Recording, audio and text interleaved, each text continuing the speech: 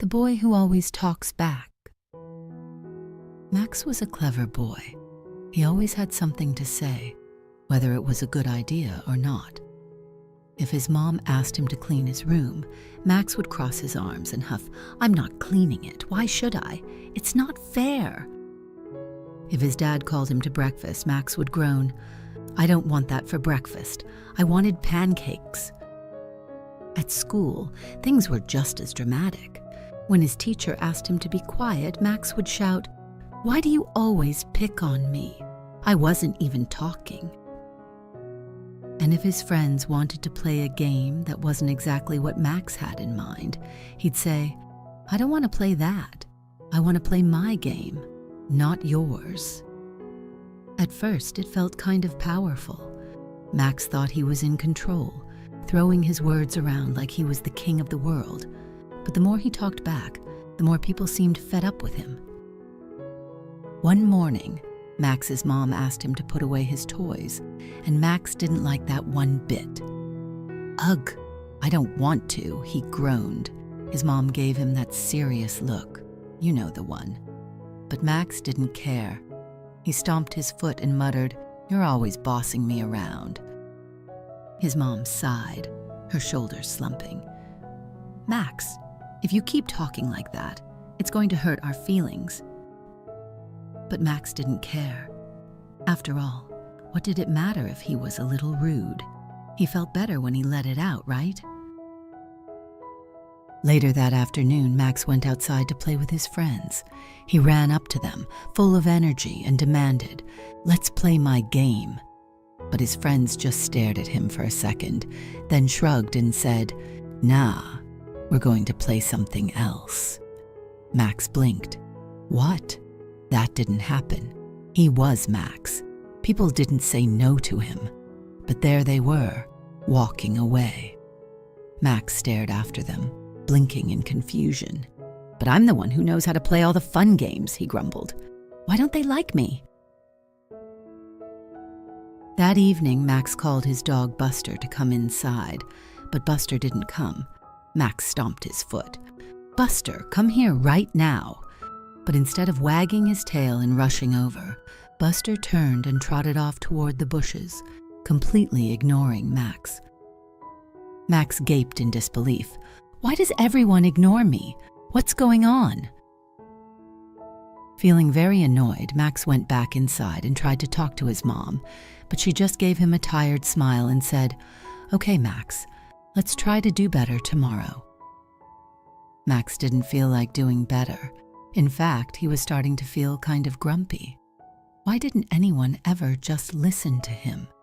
Was he really that bad?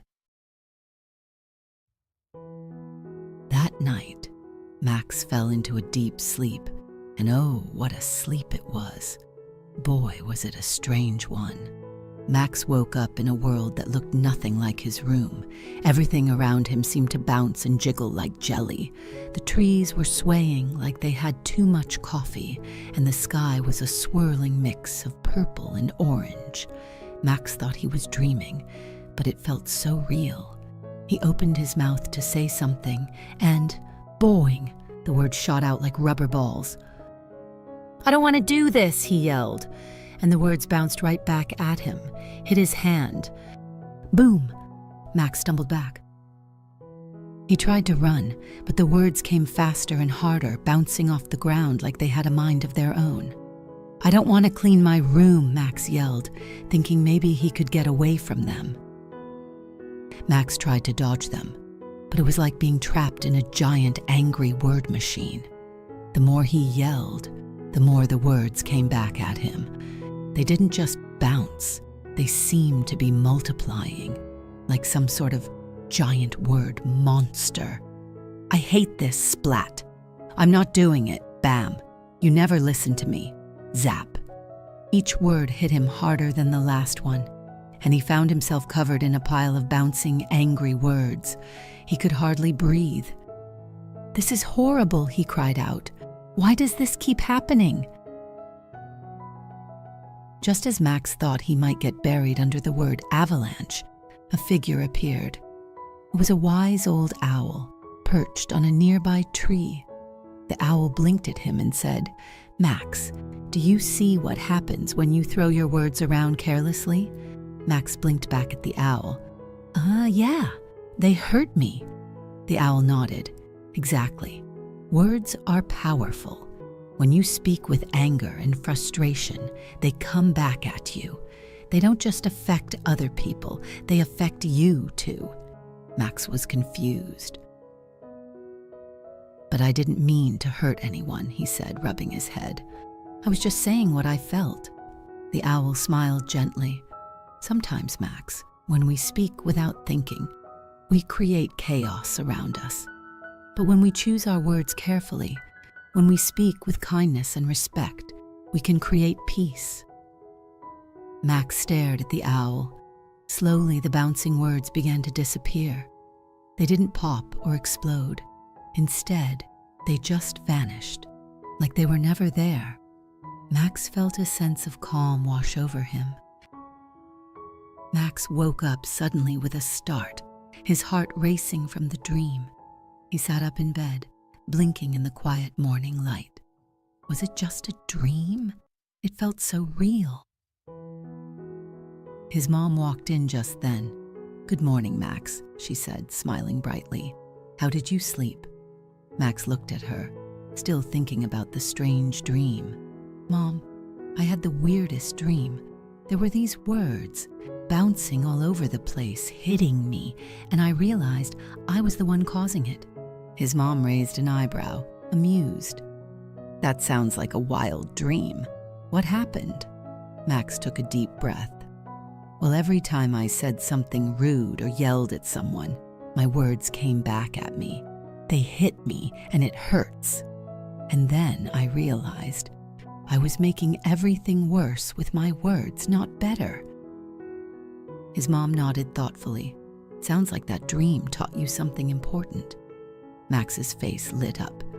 "Yeah, I think it was trying to show me that when I talk back or say mean things, it doesn't just hurt others, it hurts me too.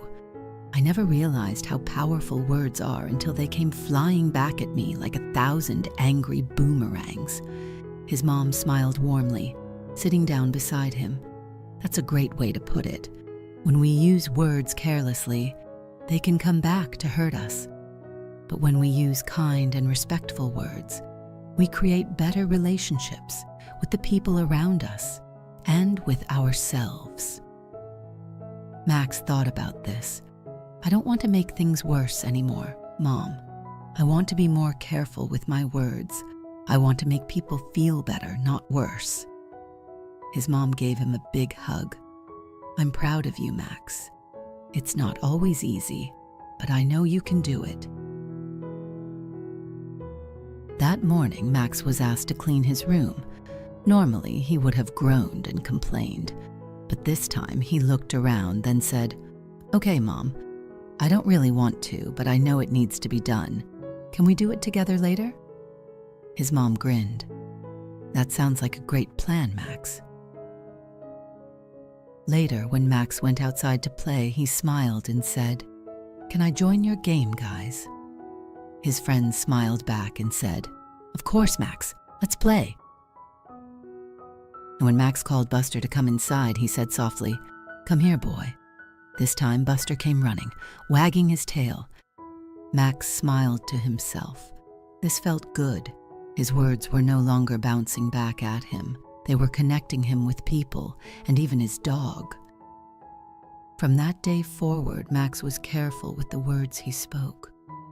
He knew they had the power to make people feel good or bad, and he chose to use them wisely. No more bouncing words, no more hurtful things, just kind, respectful words that made the world a little brighter for everyone, including himself. The end.